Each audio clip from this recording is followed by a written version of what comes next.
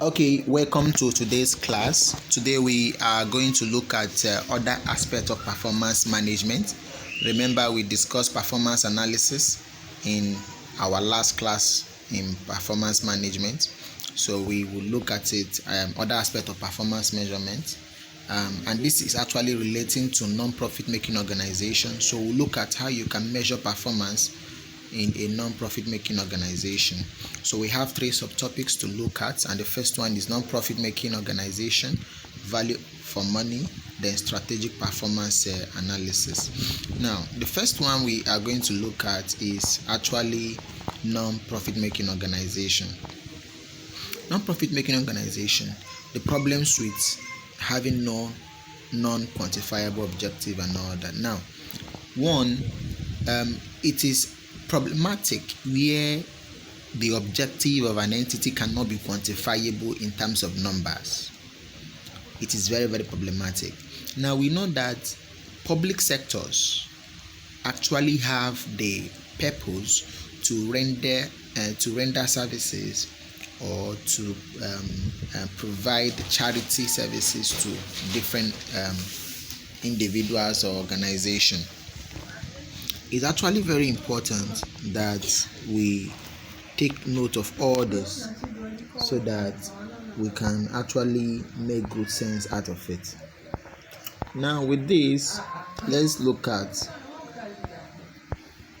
so as I was saying, government entities often render services, and also charity organization also target some groups and often wants to satisfy their need. For example, we have some charity organizations that are fighting against malaria. Their priority is to see that malaria is eradicated in the African continent.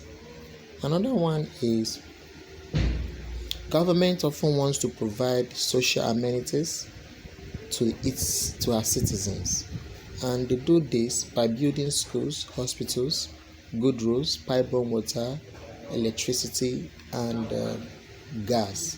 So through this, they provide all these needs to us. Now, you see, their objectives is not quantifiable.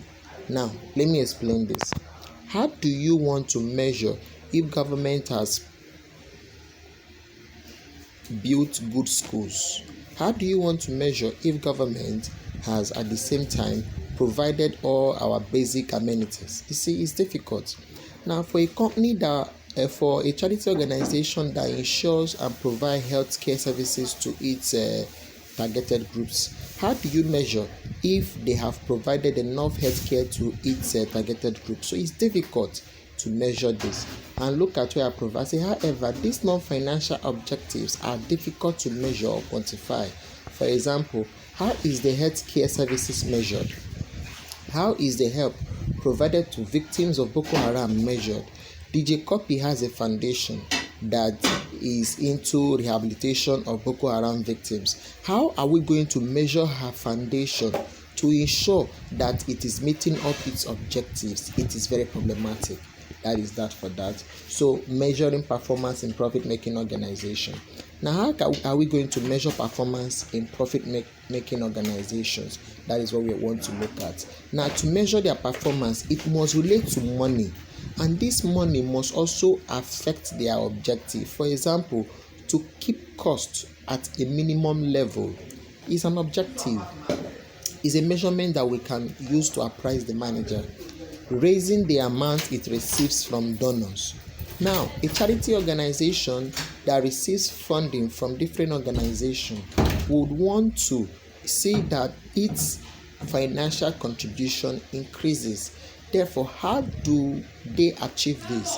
It is to ensure that the amount received from donors increases. So they have to write proposals to different organizations and all that. So if at the end of the year and their financial contributions increases beyond what they targeted, we cannot measure their performance operating within the allocated budget limits.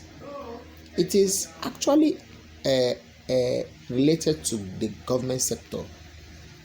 All the ministries, departments, and agencies oftentimes are faced with budget limits. You can bring a quotation of budget of 1 million and they'll give you 100,000. So you will now have to be apprised. Were you able to limit your expenditure within your budget limits? You see, so from this we can apprise public sector entities and non-profit making organizations like NGO. I hope you understand. So these are ways in which we can apprise them, but this is not directly related to their objective, but it can help them achieve their objectives. You see, good. So we'll now look at example. The revenue services, which is FIRS or LIRS, can set targets for the number of tax returns to increase in a particular year. Alternatively, it can set targets to reduce the number of defaulters in a particular year. It can even set targets to see a particular increase in the tax generation in a particular fiscal year. For example, they can say, okay, we generated 7 trillion naira last year from taxation. Okay, we are now targeting to generate 15 trillion naira this year. So if at the end of the fiscal year they exceeded this target, we can apprise them. If they never exceeded it, we can apprise them. So these are best way we can apprise, evaluate, and measure performance of non-government entities, as the case may be. So we have multiple problems with multiple objectives.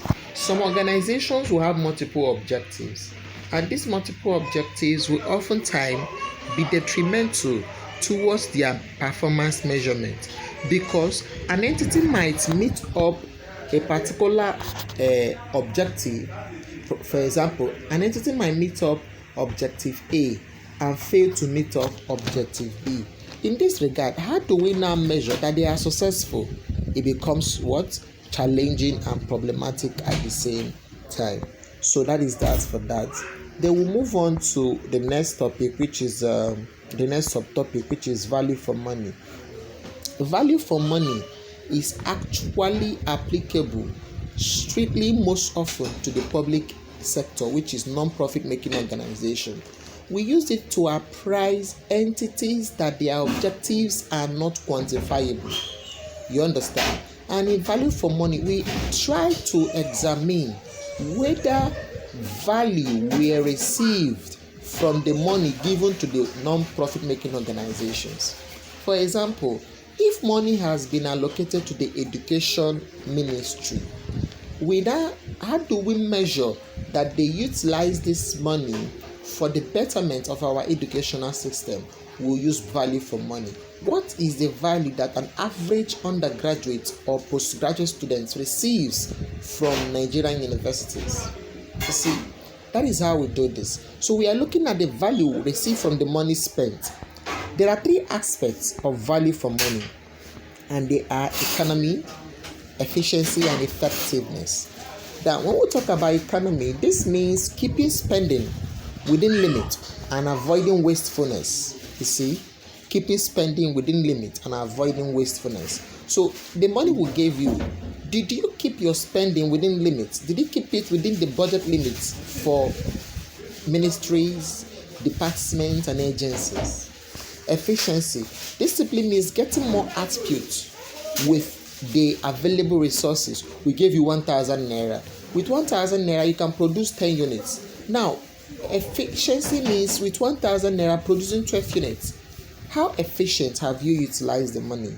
Effectiveness. This is success in achieving end results or output that is in accordance with the objectives. So value for money as a public sector objective. Now, value for money, actually, management information system can provide information to the management about whether value for money has been achieved or not, and if achieved, by how much.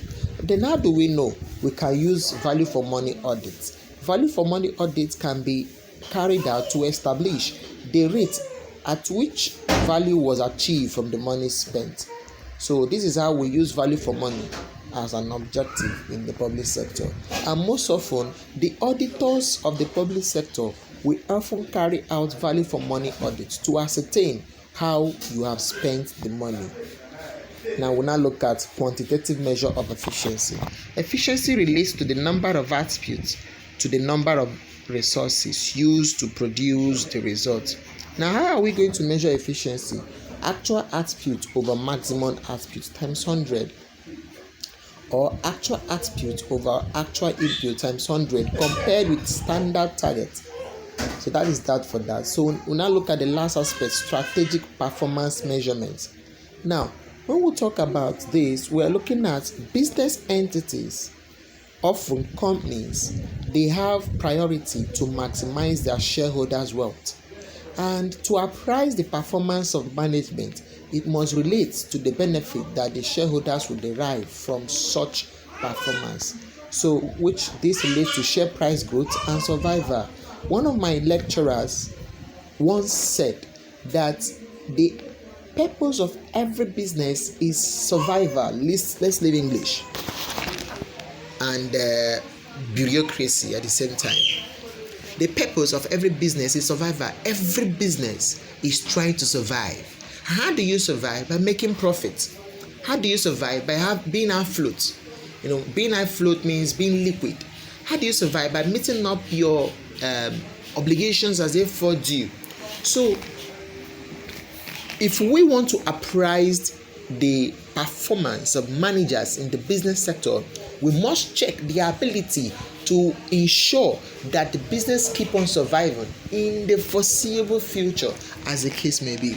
That be that as it may, we'll now look at the primary measures of business organization. The primary measures should not be share price growth or dividend growth, because there are external factors that are beyond the control and influence of the management. Example is economic recession or depression. Another one is stock market regulation. Another one is volatility of shares in the stock market. So these are not within the controls of the management. So we shouldn't use share price growth to appraise managers.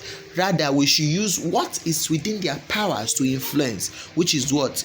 Profit after tax, earnings per share,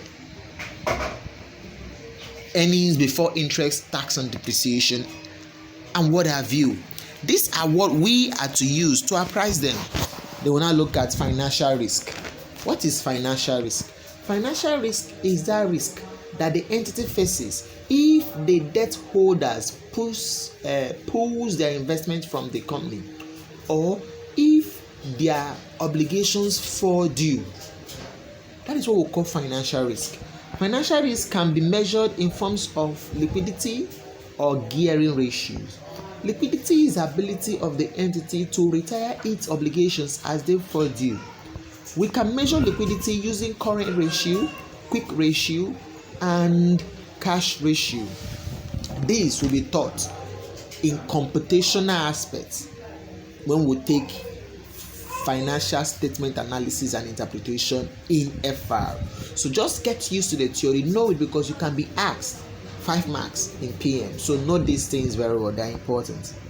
Then we now have other aspects.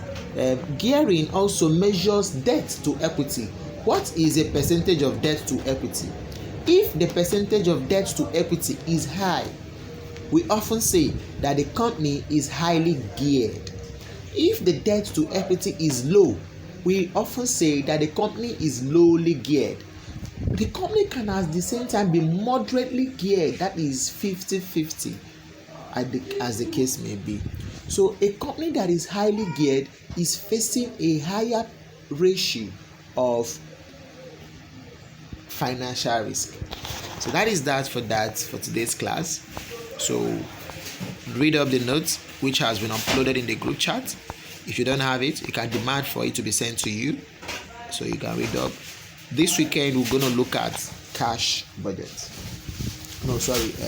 budgeting. So see you on Saturday, and do have a nice day. Thank you.